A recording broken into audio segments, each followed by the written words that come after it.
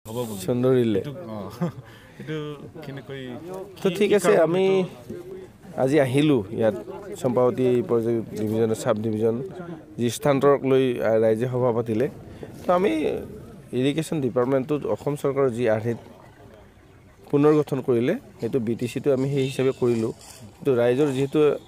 এটা দাবী ইয়াতে চম্পাৱতী কাষতে আমাৰ এইটো গৰুবাচাত এটা বৃহৎ এৰিয়া আছে আগতে ইয়াতে আমাৰ অফিচটো আছিলে ৰাইজে এইটো বিচাৰিছে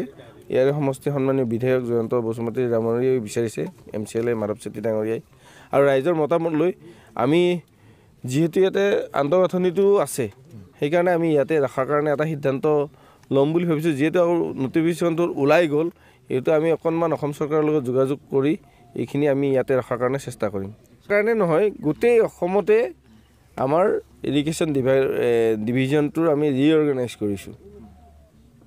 অসমত আমাৰ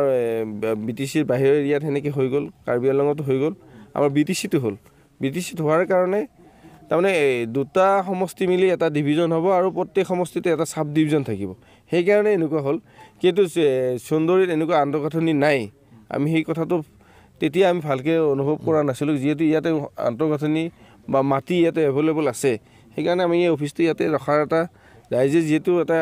প্ৰপ'জেল আগবঢ়াইছে সন্মানীয় বিধায়কে আগবঢ়াইছে বা MCLA আগবঢ়াইছে এইটো আমি পুনৰ্বিবেচনা কৰিবৰ কাৰণে চেষ্টা কৰিম নিউজটো এইটো আজিতো হোৱা নাই মইতো 1 বছৰে হ'ল ইয়াৰ আগৰ পৰাই নিউজ হৈ আছে তো আমি নিউজটো কিয় হৈ আছে এইটো অকণমান কাৰণটো আপোনালোকে হয়তো গম পাব আপোনালোকে ইয়াৰ স্থানীয় বাসিন্দা হয় বা আপোনালোকে ইয়াৰে স্থানীয় সাংবাদিকতা হয় আপোনালোকে গম পাব কিন্তু মোতকৈ আপোনালোকে জানিব নিউজটো কিয় হৈছে মই অকণমান গম পালোঁ ইয়াত আগৰ যি এটা পৰিৱেশ আছিল সেই পৰিৱেশত ইয়াতে অফিচাৰসকলে হয়তো অফিচ কৰিবৰ কাৰণে সক্ষম হোৱা নাছিল বা জীৱনৰ নিৰাপত্তাৰ কিছুমান কথা থাকি আছিল হয়তো মই সেইটো বিশেষ আৰু বহলাই নকওঁ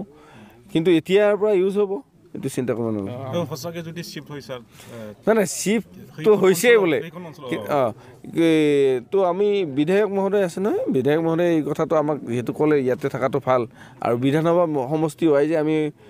অফিচ যিহেতু ভাগ কৰিছে সেইকাৰণে বিধায়ক মহোদয় আছে যদি আৰু ইয়াতে নহ'ব নাই পাব্লিকক আমিতো মানাব লাগিব বা পাব্লিকে যিটো বিচাৰিছে ৰাইজে বিচৰাটোৱেতো আমি চৰকাৰে কৰিব লাগিব নে ৰাইজে যিটো বিচাৰে সেইটো BTC আমাৰ BTR গভৰ্ণমেণ্টৰ পৰা আমাৰ যিহেতু আগতে 11টা ডিভিজন আছিলে এতিয়া 9টা হ'ল সাব ডিভিজন আছিলে 24টা এতিয়া 14টা হ'ল তো আমি সেনেকৈ পুনৰ্গঠন কৰিছোঁ আৰু ইয়াত যিটো আগতে কিছুমান আমাৰ কৰ্মচাৰী আছিলে সেইবিলাক আমি বেলেগ ডিপাৰ্টমেণ্টত হয়তো নিব অসম চৰকাৰে যেনেকৈ কৰিছে BTC চৰকাৰে আমি সেনেকৈ কৰোঁ আমাৰ চিফ ডাঙৰীয়াৰ লগত আলোচনা কৰিছোঁ আৰু পৰ্যায়ক্ৰমে এই কামখিনি কৰিম আমি কামখিনি কৰোঁতে অকণমান টাইম লাগিব যিহেতু আমাৰ 3 মাহ পিছত আমাৰ ইয়াত হ'ল অসম চৰকাৰে 3 মাহ আগত কৰিলে আমি 3 মাহ পাছত কৰিলোঁ এই কথাখিনি সেইকাৰণে পৰ্যায়ক্ৰমে হৈ যাব চিন্তা কৰিব